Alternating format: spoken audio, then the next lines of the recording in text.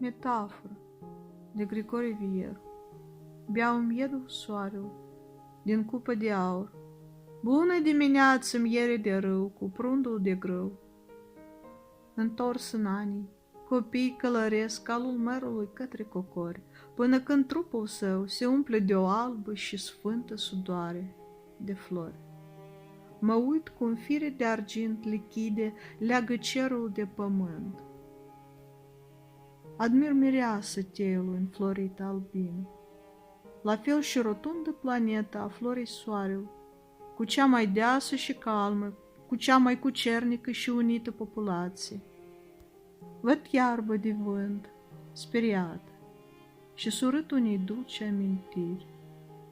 O fac să necheze pe cea care mi-e dragă și nu e în tot nesfârșitul cântec mai drag ca țipătul ei. Sălbătăciuni mici și dragi îmi aruncă în apă copiii, în adâncă, strălimpede apă a graiului, să văd cum înnoată.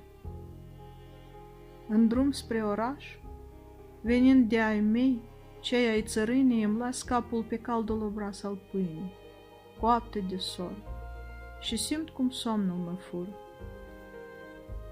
Îmi las pe genunchi ostinitele brațe spre seară, că două ramuri tăiase de brad, care o arat ometul sălbatic pe munți, vijelie, bucurii simple, dar care dorul de viață mi-aprind.